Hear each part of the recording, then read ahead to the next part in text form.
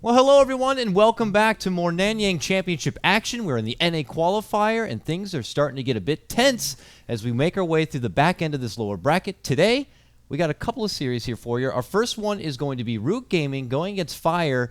They are going to be going toe-to-toe. Winner moves on to face Digital Chaos. Gods, welcome. How you feeling? Feeling good. Down to just 4 teams here. It's getting tense, and this is a bit of a grudge match of sorts because it was Root Gaming with Fluff as well as Moo, who won the previous BTS Americas, but now they've kind of gone their own way and made Fire Dota, so versing their kind of old organization in some ways. Old squad versus new squad. Yeah. We're going to see which squad is better, but it is also worthy to note that Root Gaming, once again, will not be playing with their precious Wagamama. He is still overseas working that Red Bull event, so Shibby is back once more as the stand-in. But hey, they got to win with him. Shibby actually played very, very well in their last matchup when they went against Pain Gaming, right? I believe it was Pain Gaming. They actually beat them out. Kind of crazy game, bit of a comeback. Pain Gaming, I'd say, looked maybe like the slightly better team, but Root just somehow held on and took it to the late game. So we'll see the draft unfold here. So Fire had first pick. They're playing over on the Radiant side here for game number 1. Pretty standard bans, Lesh, Bounty, Gyro all taken out, and the Naga as well. Fire pick up the Tusk first, and something they did do was play Tusk Techies the other day. So you are right about that. Keep an eye on that Techies. Whitebeard is a Techies player, and is it valuable enough to pick up second though? They'd prefer to get it 3rd or 4th and get like a Dazzle or something here with this second pick, I imagine. Maybe even like a mid, like a Storm Spirit or something. With an Undying, we can have that awesome Tusk Undying off lane as well. Doesn't have to be the Techies. Well, that's where I think just picking up like a non-Tusk partner as your second pick's good because there's other options. You don't have to have the Techies. You can have the Undying you mentioned. You can even just run the Tusk as a solo offlane if you want. He's flexible, can be put in a support role. So they actually go Rubik, which is not what you'd normally expect, but partially as a Clockwork answer. Yeah, I mean, you would expect it as a counter pick to something like that Clockwork that we say many a time, but maybe not as a second pick. I don't think Rubik is something that Root would have considered to abandon the second phase when there are possibly other scarier options like the Techies we mentioned, or maybe the Undying, or a sneaky Earthshaker or something like that. Putting more value into getting a Rubik pick here is a bit peculiar, but again, it's going to be Jo doing the drafting work. I can't remember or not now, looking back at the start of the tournament, if Fluff was doing the captain and drafting or if it's been Jo from the get-go. But we all know Fluff to be normally the captain, drafter, and shot caller. I think the first series I casted them, it was Fluff drafting, if I recall correctly. So interesting to see them mix it up, but perhaps feeling the need to change a little bit their overall strategy. So we'll see. Certified Sun Fire good. They're still alive. They've made their way through the lower bracket into the top 4. And well, bans now coming out onto some of your core heroes with the Storm and PL banned by Fire, Anti-Mage banned up by Root Gaming.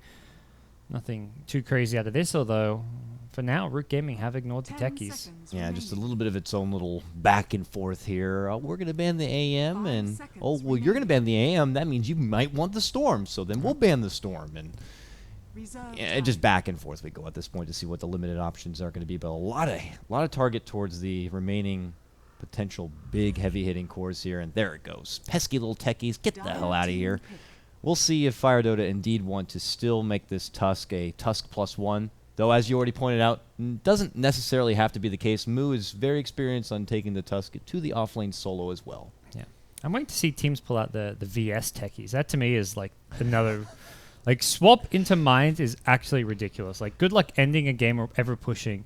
You can buy a gem, but if you've got a level 11 Venge with even just a level 1 swap is enough. Swap into Remote Mines is absurd. Like, you can abuse that for days. Yeah, so. It is a guaranteed grab. But then I'm like, why not just go for the Pudge then and have that early fancy hook? I know it's not as guaranteed as something like the swap, but it's easier to lane that. Like Venge, you can actually lane as a kind of safe lane support, and doesn't hurt your early game too much. Although Venge as a support, when do you ever see Venge nowadays? It used to be one of the go-to supports. I know they might have maybe tweaked the numbers a bit on her. It was just the numbers, yeah. They just tweaked a little bit of everything with the hero. You'd think there'd still be enough there, though. I get it. The stun can be a bit slow and easily avoidable, especially into the later game when you got your Blinks and your Yules and your BKBs all popping around. But she's still got the stun. She's got a fantastic aura. She's got great minus armor that goes along still with plenty of cores, so there's great synergy there. Great at being able to do Roche, a medallion candidate. And we all know the fantastic setup Swap can be. So you just think with all these elements, she'd still be, you know, a good support grab, but I guess there's just other options there, or maybe that's just not the style right now, Gods. I'm not too sure. But Wyvern is too hot to trot as far as style goes. Root Gaming are going to pick it up as their first real support. I'm going for the full Fire and Ice here with the Lina and Wyvern together. But Fire, not going to... I mean, I'm not sure what the Wyvern really deters here. You're not going to go for any IO combo now when you see a Winter Wyvern. That's probably for sure, but not something I was really expecting to see Fire pull out regardless. So the Tusk Undying still available if they want to go for that kind of pesky dual lane. And I want to say Fire have maybe even done a few games of the Tusk support already, so where they play like a 4-position Tusk. So it could just be Whitebeard on the Tusk if they want to run something along those lines. For now, though, they're going to go for the Quap. The Queen of Spain is going to get picked up third here for Fire. Dota doesn't necessarily have to be the mid lane matchup, which for now it looks like we're looking at a possible Lina versus Quap get up here. Could always venture off to the safe lane. I don't know how comfortable Jo is playing the Queen of Pain, but it seems like it's one of those last remaining options out there to have a decent mid lane against the Queen, against the Lina. I almost called it the Lisa. The Lina. 5 seconds remaining. So last time we saw Fire play, I think it was Jo on a Juggernaut in the safe lane, that Techies game they had. I think that was the last time they played. Maybe that was. He's also played a PL. Yep. I could bring up their full history here. It's not too big of a deal.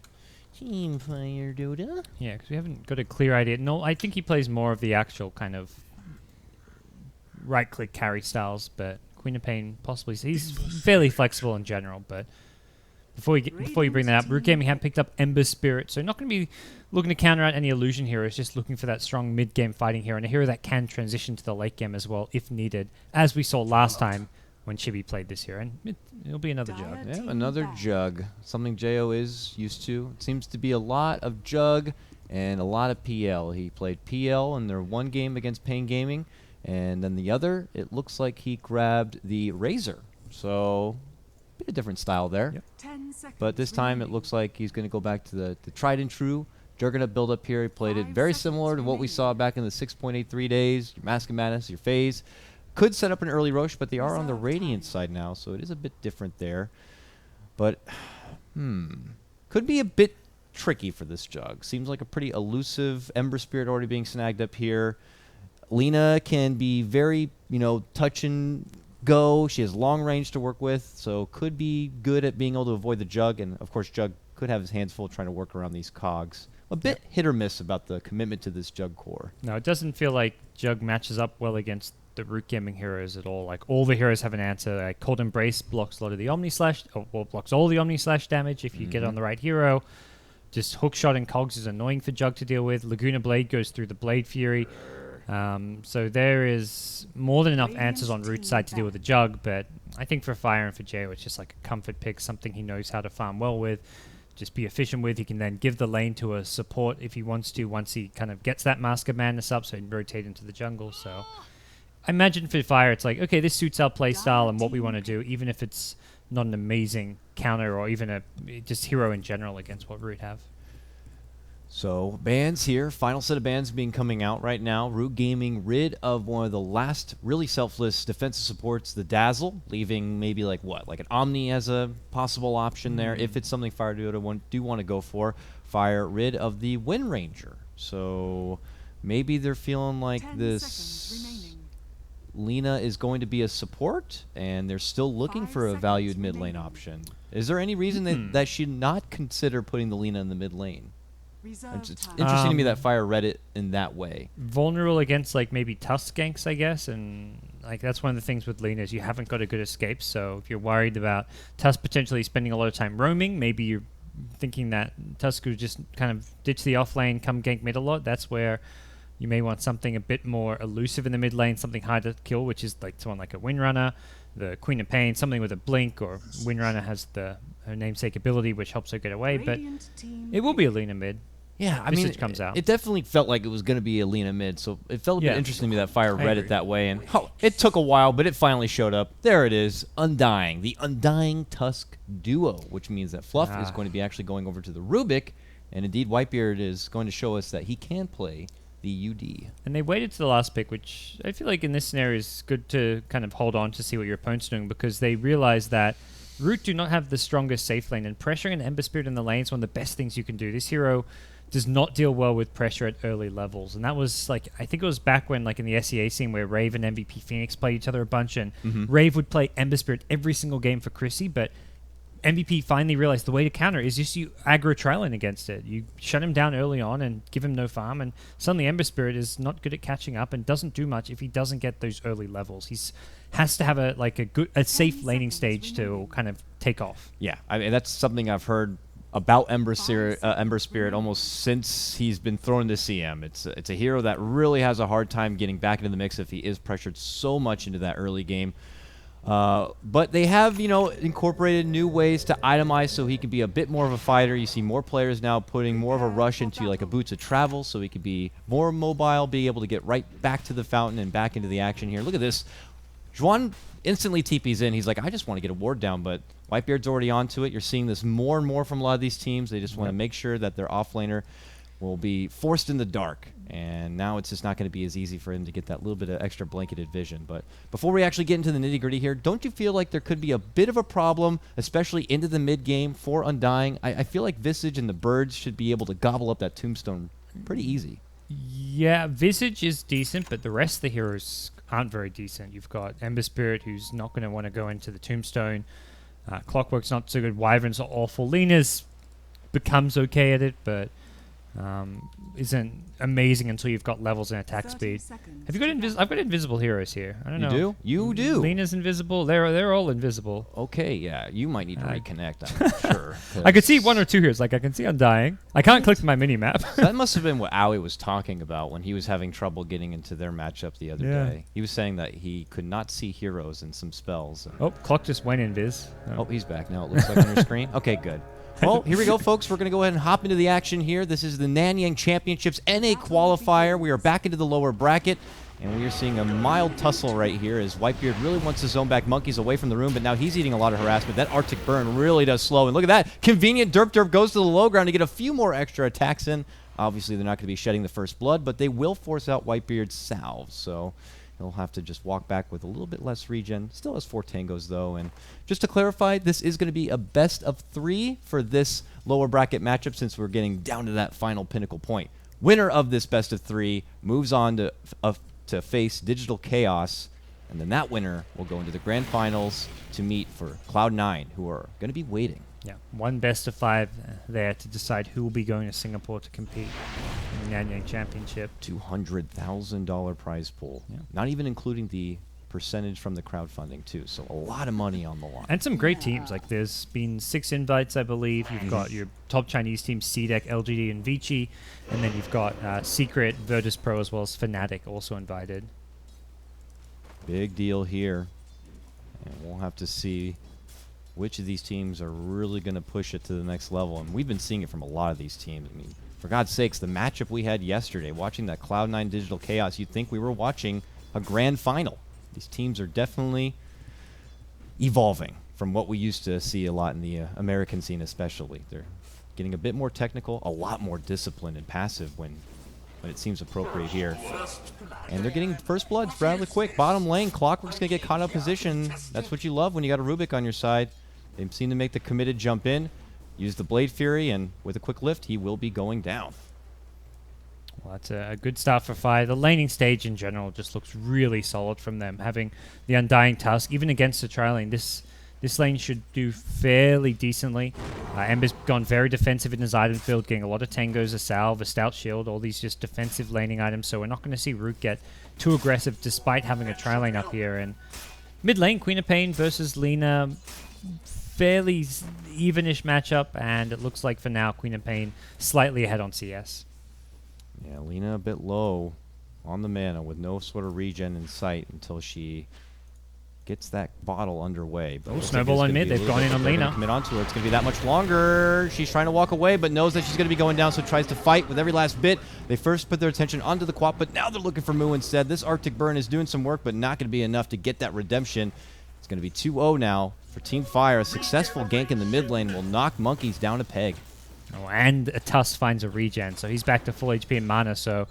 You're probably thinking if you're like, okay, well, Tusk went mid, he lost a bunch of HP and mana, now our safe lane can get some farm. But no, Tusk is going to be right back up here, ready to keep applying pressure on Ember Spirit. Yep, and they didn't have that vision on the regen, so if he stays in the dark, he could get a big surprise possibly. Maybe even this top lane on a lingering little Jaw Visage, but looks like they're going to hold out for now, or not. Picked up maybe some boots from that pick off in the mid lane, and they'll just kind of dance around here for now. But two of them looking to create a lot of control in this top lane and continue to make things a bit difficult for the Ember, though he still has managed to throw together 13 and 3 CS. So it really hasn't, done enough of a job yet to really frustrate this Ember Spirit. Yeah, this is not what you'd maybe normally expect from a Tusk Undying. Oh, Schwann's going to go down again. We catch the back end of it here. Another Cogs, but really nowhere to run. Fade Bolt at the end is going to finish him off. Fluff's going to pick up that one, and now it's 3-0 for Team Fire. Very strong early start happening in both the mid and now the bottom lane.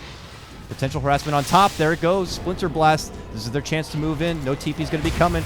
They're going to snowball both of them. They're going to look to commit onto Jaw here, but so much damage is coming out. Oh, what a big rip. It's going to go ahead and heal them on up, but Whitebeard's still going to be in trouble. Decides that he will be the sacrifice, pulling them away from Moo. Moo is now going to be salving up here. Shards in 2. Shards in 1. He's going to get one attack, one shard, and he's going to get the kill. A string together of a couple of sweet grabs here. Fire Dota get the better trade.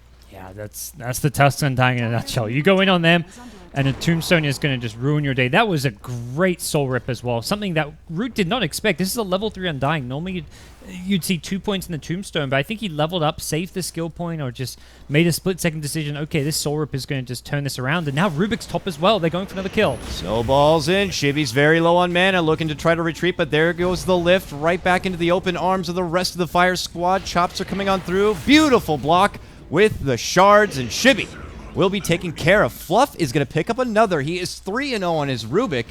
He's going to get very rich very fast. Yeah. They went bottom as well with both supports, it looks like, to try and find a counter kill, but Jayo had mana for a Blade Fury if he needed it, but he didn't even come close to dying, it looks like. So, Fire with a fantastic start here against Root. This is all lanes, too. Good pick on mid lane, taking out Monkeys forever. Back-to-back kills, 3 all day in that top lane. And 2 times they were able to take down Juan in the bottom. This isn't just one lane dominating. They're doing it everywhere. And now they're back at mid lane. Leads him with a Fade Bolt and a pullback beautifully right into 747 Sonic Wave. Dominating now. Fluff, the Ultra KSer, man. What are you doing? Share some love with those cores, for God's sakes. 7-1, Fire. Way out in front at the start. It's like, I've seen the FY replays. That's what Rubik's meant to do. Take kills and make flashy plays. Like, come on, guys. You have to have a high KDA, I've learned, if you want that high Dota buff ranking with that hero. So okay. Fluff's pushing for it. He wants to get his Rubik up in the top. Oh, nice. I don't know. Do competitive games count? Because they do register on Dota buff, so... I would think so. Yeah, they might. Okay, Monkeys, he's back now. He does have his level 6. Maybe they want to consider an early smoke or something. Put this Laguna to use. Get another kill, for God's sakes, because it's a very sticky start. Invis, though, is on bottom. Looks like Derp's going to be picking that one up. That leaves Monkeys with the bounty on top. Bottom lane, though! Boom, bang! Omni Slash, and oh, the battery stops him from getting the one last auto attack, but it finally does come through. Where's my Cold Embrace? It's not going to be there. Jayo, though, TP's right in front of the dragon and will make it back to safety. That Cog somehow pulled the Jug inside when Jug wasn't even that close. I think it was the trees that messed it up there. Because that Cogs, I think, should have pushed him back, but... Yeah, that might have been the intention, but... Yeah. Dota is sometimes a cruel thing. Well, they pull back. Big advantage for them right now. We look at 747, still nursing a bit of gold here as he continues to bottle Crow. Fluff, who's been very mobile this game, getting very close to some very early arcanes for what should be a position 5 Rubik. He's got a serious amount of farm here. Yeah, he's having a great time, and Fire as a whole are just upping the pressure now. You've got level 5 on both your offlaners, Tusk and Undying, so that's gonna just... Is that a walking courier at 7 minutes into the game, gods? Gosh. That is a walking courier. Visage, I guess. I get scolded in my pubs if I let that happen. as support should be. One of these two is probably being scolded right now, and I imagine it's up Derp now. Derp. Jesus. Yeah, it looked like Visage shelled out the cost for it, but that's where Monkey's probably had a rougher time as well. He couldn't just follow Crow if he wanted to get some XP there. Bit of a battle going over in the jungle here. Both Fluff and Monkeys want this neutral, but it's going to go the way of Lena. Fluff just reads the game. He knows that Laguna. he's missing from mid. Oh God, please don't hit me. Whitebeard, give him a rip or something. Oh, a zoning tomb. And look at the follow-up comes out. Monkeys might be desperate. Gets an LSA off. Is he going to blow out the Laguna as the company does come? No, he's going to get hit with a sonic wave in the back, and he will get dropped. Derp looking to retreat away. Him and his flying buddy, Jod, just can't really handle it. They're pigeons right now. Not even dragons. They just have to get the hell out of there. Fire, claim, another life. Push ahead 9-1. He just thought he had Fluff. He's like, okay, this is worth chasing for because this Rubik has a dominating streak, so it would have been a decent amount of gold if Lena gets that kill. And Lena's faster. You've got the 1 point in Fiery Soul, so you can chase her down with the help of that and just the faster base movement speed, but Undying saves the day. This tier 1 is going down. Nothing that Chibi can do except just watch the destruction before him. But it is going to be dropped. And that's when things can get a bit scary. That tier 1 going down means the jungle really opens up here at the top of the map. Fire could look to early invade, plant down more aggressive wards, just go on the prowl. And can't ask for a better duo to kind of do work like that. A Tusk and an Undying. They will go hunting here. Well, this bottom duo is looking to contest that claim. They've smoked up looking for kills themselves on the Rubik Jug. Oh. See if they can get it here. Very patiently. No one baiting in lane, but Juan's like, a lot of people are missing on the map. I don't know how comfortable I feel. Meanwhile, top lane, though, they're also committing. Snowball onto Chibi. He's able to get the double chains off. Got to get blocked up from the shards. One rotation coming in, but there's going to be the uppercut trying to hold steady with that guard, but finally will go down the last right to the Whitebeard, and they get the return. Soul Assumption follow-up hookshot comes out from Juan, and Ja could also be a victim here. He goes down. A rip comes out from Whitebeard. He is making them work for this. Running right under the tombstone, eats the Laguna, and finally, the beast will be slain. And they will claim the extra 125 gold from the tombstone. And it did look like bottom lane. They may have made a commitment down there. Yeah, they didn't get the kill, though. Clockwork just backed off in time, so... Good play, though, from Fire coming out on top. It was, 2 for 2 in the end, but they get the Ember Spirit once more, and for the Tusk Undying, a 2 for 2 trade where an Ember dies, yeah, you're ahead and the kills give a bit more to Root. It's still worthwhile just because this is a hero who's being completely pressured. And Root had to rotate 4 heroes, so that's what leads to Fire getting this bottom tier 1 tower as well, their 3rd tower of the game. Well, with that means another tier 1 is going to be claimed. Options for Roche become a little bit easier with those access points being removed. And they have certainly some good Roche capability with this Jug, who is going to go... Well, I imagine being that Mask of Madness build up again, if not just the reliable Morbid Mask for now. Steps back in the jungle to just get his farm set. Schwan, though, could be the return hope here for Root, as he does have his hookshot online. We saw it go to work in the top lane to get that assisted kill onto Moo, but he needs to do a bit more with it here, get more of a setup. Might be a bit hard in this mid lane. 747 already sporting a DD rune.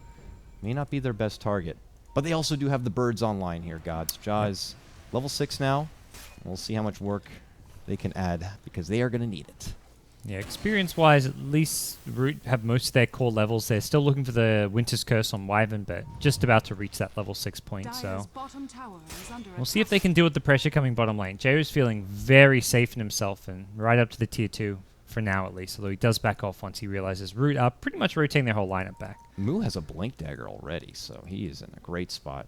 And maybe hoping for a counterplay if Jo was able to bait it out, but seems to be a lot more attention than they were anticipating from Root to this lane, so they do not want to get caught out. This is already getting to that kind of scary point where Fire have that much of an advantage. You're talking about top 3 all belonging to their team in net worth, that if Root Gaming are able to get a quick snag onto Jo or even onto 747, they will get a pretty penny for it. So it's nice to go out there and get kill, but you could bring back a little bit of that rubber band factor. Yeah, it's got to be careful, especially with some of these bigger streaks. And that's where even someone like Fluff, your hard support, with a decent streak to his name, can be a decent source of income for Root, should they find him. And Root doing a good job just stacking up their jungle, making the most of what little farm they have available on the map, because they are losing map control very quickly here. kind of confined to their own jungle, and even that will soon, I feel, not be very safe. As you see, Monkey's just desperate to push and put together that Yules that we know Lina's just love to have. Looks for that easy setup. He's just going to blitz his way towards it. Looks like he is going to be able to get it here in a moment, but look who is there to be a bit of a headache. Whitebeard creeping in. Dishes out an early decay, forces out the Arctic Bird, and a hook shot. Now will catch. They bump him right back into trouble. LSA Laguna, and he's going to be going down before anything could come off. There's a nice quick pick. Takes a couple of ultimates, but look at this. Return on Tijuan here. Can they take down the Clockwork? Shadow Strike, yes they can. Oh, what a sonic wave to follow up. They're trying to get more here, and they will. Blink in comes from Moose. Snowball forward. They're going to get the grab. He still has the uppercut, and instead uses it on the Wyvern. They take down 3 all day in exchange for just their undying Whitebeard.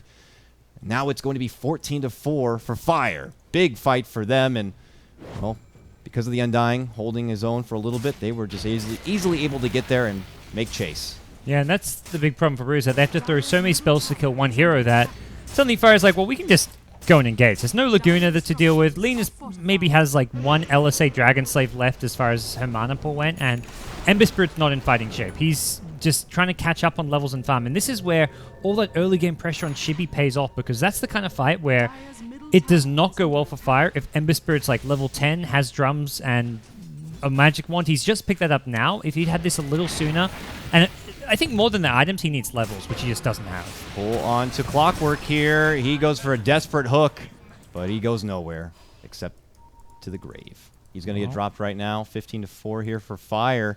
Getting every little scrap and every little pick he can.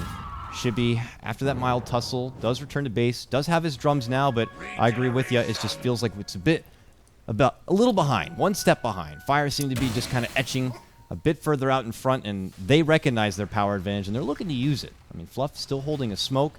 I don't think they're going to be looking to let up anytime soon. And Queen of Pain has completed Orchid now, so this is where Shibi can't even really farm safely in the lane.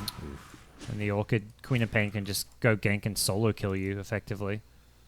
He's going to want to use it, too. Orchid just has that nice little window of time right when you get it, and if you get it early, you can easily crank out maybe 2-3 surprising big kills before a team like Root would realize, okay, nowhere's really safe.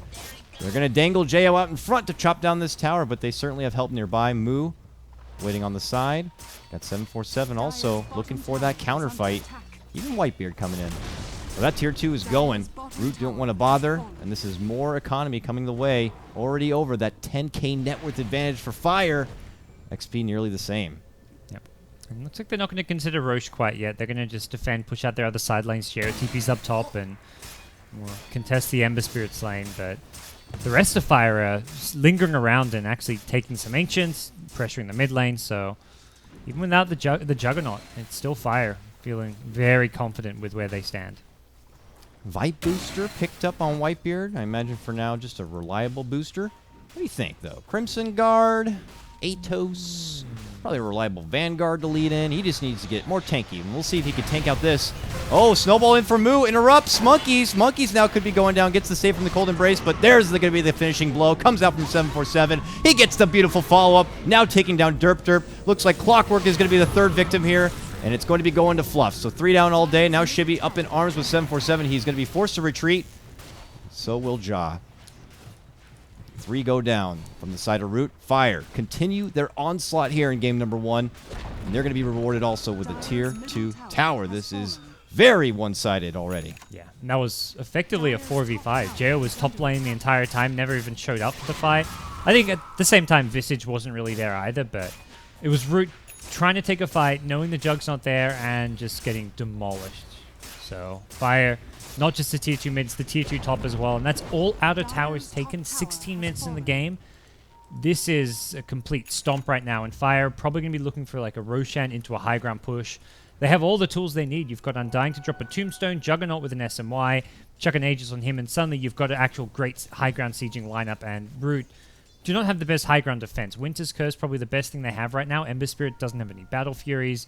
Lena's just, I mean, I guess you can throw a few nukes here or there, but they're going to have to hit a massive Winter's Curse if they want to try and take any kind of a fight. They have to have the inkling that this Roche is happening right now. But can they do anything about it? They might be able to get someone in the back lines here. A lot of hate. Can they finish off this Queen of Pain? There comes the rip, and they got her. Monkey's forever going to pick up that one. That is a big bounty coming his way. 748 gold plus the net worth that she already held. They are able to jump in. This Clockwork, he's met death many times, and he's going to have to say hi once more. 0-7, unfortunately, for Chuan. Not his best game so far. He is going to be paying the price in exchange for that Queen of Pain, but nonetheless, you can see. Oh, it doesn't show it. Or might be capped, but they do get a nice chunk of gold there from taking down Susie. 750 gold for the streak going to Queen of Pain, so imagine something like a probably 1,200 gold swing maybe for that kill, with some gold going to the other heroes nearby, so will be a Roshan take from Fire, but here come Root Gaming. They're smoked up. They're going to be a bit too late, and they may find themselves in a team fight scenario. Oh, Shibby moves in. They immediately see it. Now the Roche already goes down. They're going to be jumping in, and they just recently acquired a mech on the side of Fire, so they better be ready for the second life here. There's the mech going to be popped. Soul Substitution onto Fluff, but Fluff's able to walk away. Full Omni comes up, but there's the Cold Embrace, but can't really stop a lot of the damage from the Sonic Wave. Self-Yules will keep him alive from now, but he is going to be finished off. Derp on the high ground trying to hide away to safety, but 747's right there. He'll be holding on bravely, but he will end up going down. Shibby is like, I can't do this anymore. I gotta go. Runs back and away as he will buy his ruby red shoes. It's still Fire getting the best of it. A 2-for-1 trade as they do hand over their Fluff Rubik. But still, that is a Aegis picked up, put into the pocket of Jo on his jug. They are still in a commanding position to now consider flirting around with the high ground push. Yeah, and you kind of asked, what's the Undying going for? It will be the Crimson Guard. Vanguard completed and a Buckler back at base. They'll have Crimson Guard, they'll have mech for the team. They'll be looking really solid with any kind of aggression high ground push they want to go for. Rubik's also started leveling up the null field, so didn't actually go for the max telekinesis. I think recognizing that just going high ground earlier, using the magic resistance that the aura provides may be a better way of going about this, and I kind of like Fluff's build this game. With the position Fire in, they're just going to be able to push high ground that much sooner. Yeah, and it's not even just for the heroes, even for the creeps, they could be just that bit more durable against like the pesky Splinter Blast, any sort of magical clearing damage. They just get that extra bit of sustain, and if those creeps are able to soak up that extra 1-2 auto attacks, that might be more than enough time for Fire to kind of finish what they want to start inside the base of Root here. We'll have to see, though, for the side of Root, what kind of high ground defense they really got. And Emberbolt Boots of Travel, which has just knocked me a great fighting item. Not to say it was the wrong pickup, it's more just the nature of their draft. They want to be able to kind of he wants to be able to just TP to a lane, push it out, apply some pressure, and then be able to remnant and TP or TP back and join up for the fight, but it's just very little team fight damage output. Looked like they were considering a TP back, at least on the Quap, but recognizes that if she does TP in, it could be straight into a Yules and some serious problems. So as they go for a tier 1 bottom, it's Fire who are knocking at the front door here. Derp starts dishing out those Splinter Blasts. They can do some deceptively good damage, especially when he's got it maxed out at level 4. Jo eating a lot of the damage here, does have that Aegis. Now the hookshot comes in. It's going to catch onto the Rubik, who will quickly get silenced. That Orchid saving Fluff there, I want to say. If the cogs came out on Fluff and locked him in place, it could have been bad news bears. Oh yeah, easy damage from afar, from your Lina, from your Visage. He would have been in big trouble. Though he does have a Force Staff now. I don't know if he just snagged that up, but it just arrived. So now he's like got an answer for those cogs. This is going to be a bit of a tricky game here for Root if they want to stop this all-in push, but they get one hell of a Winter's Curse. Annihilates Fluff immediately with the power of Jo attacking him down. Good catch right there from Derp. Tombstone's committed. It is going to be healed up. Crimson Guard going to be popped here. They're looking to soak up a lot of the damage. There's a big Sonic Wave, not able to finish off Derp, who is going to go into a Cold Embrace. Jo staying back and behind, doing some damage to the structures and clearing out the waves, and it looks like Fire's still not able to really kind of make a big move onto the racks yet. They're healing up with the ward, and they've still got Aegis, though. Heals are coming. There's the rip from Whitebeard. Tomb's about to expire. This is a good time to go if you're Root. Plus Wyvern's back. Derp committing his buyback here for this one. Whitebeard eats the Laguna, still holds strong. His ult's going to expire here, and it looks like he will eventually go down. And Fire have had enough. They are able to walk away with at least one Rax, and it is the big melee Rax. Yeah, so Root got 2 kills, the Rubik and the Undying, and they lost their melee Rax. They had to use a buyback on Winter Wyvern. They didn't lose any other heroes elsewhere, so they at least kind of grew their economy a bit, but as far as where Fire stand, they can actually go for another push fairly soon here if they want to. They've still got, I imagine, about a couple minutes left on this Aegis, but it's enough time that they can threaten the high ground once more. for now, once the push seems to have subsided, they want to get these lanes away from their base as much as possible. Should be just really pushing out this top lane right now. Probably will circle back for some of the farm through the jungle on the way out. See Derp moving back out. Obviously going to be a bit poor after he had to commit the buyback for that bit of a defensive hold. Drops an obs right in the mid lane. Looks like it was just a hair out of Fluff's vision. As Fluff will step back. Both teams just kind of going back to their separation of farm. 747 now has the Agnums on the Queen of Pain. Might have had on that last push. Didn't really get the chance to click on him there, but we saw how potent, how effective that damn ultimate can be. Now he's going to have it that much more often. What about for Monkeys here? He's trying to get an Agnums. He's only one component away, but risks committing his buyback money just to get it here if the push comes soon.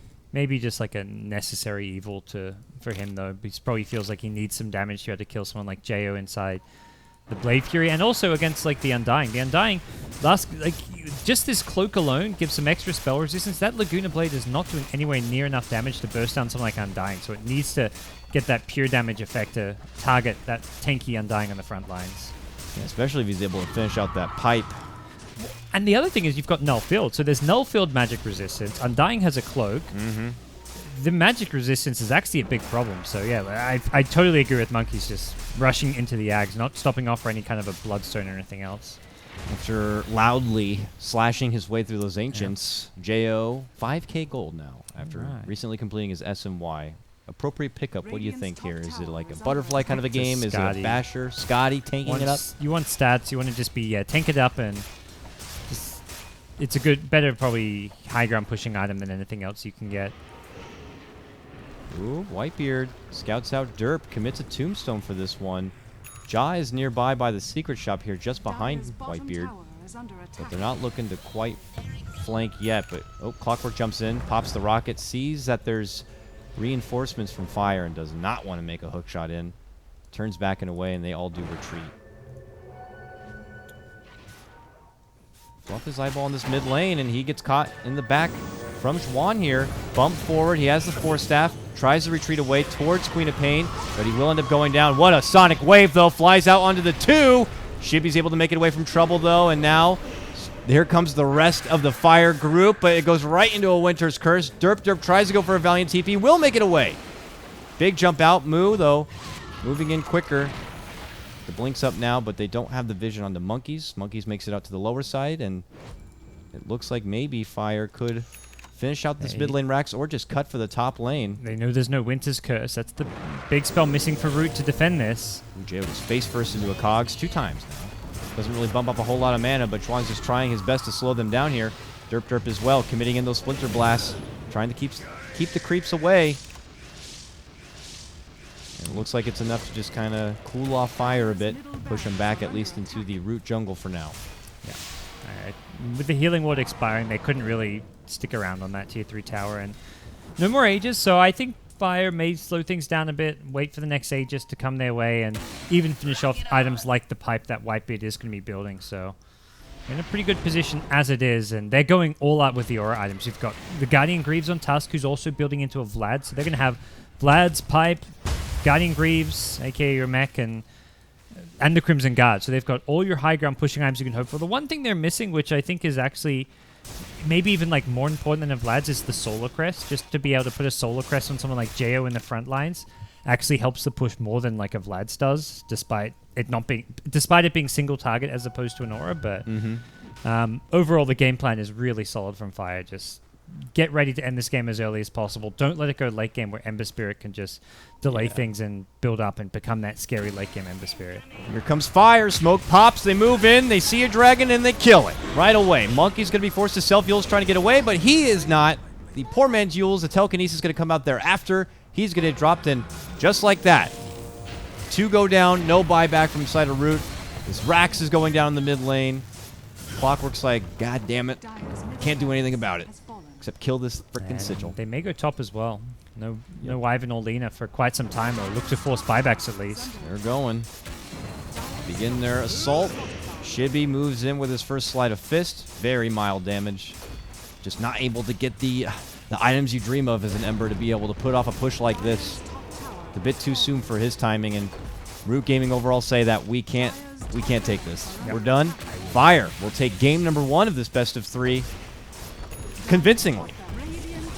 Absolutely. It was just a strong showing all around, and Fire, yeah, they played it well. They had a very clear idea. Once they got the advantage, which they did heavily because they, to me, won all 3 lanes, which was just great drafting and just the way they set things up. The last pick undying, so they had the Tusk undying at the off lane. They had the Juggernaut with good support to deal with the clockwork. Mid lane Queen of Pain got 1 or 2 ganks coming out from the Rubik as well. So they won all 3 lanes, and from there it was just like, okay, we won all 3 lanes. Let's make sure it doesn't go late game. So they itemized correctly and did really well. Root looked really good. It felt like after maybe their very first series when they went against Pain Gaming and got spanked 2-0, it lit a fire under their butt, and they turned their game up a bit. Anyways, they win game 1, and we're going to be going into game number 2. It is a best of 3 after all here in the lower bracket for the Nanyang Championships NA Qualifier. I'm Coddle Guy. That's Gods. We're beyond the summit. We'll be back in a few moments for game number 2.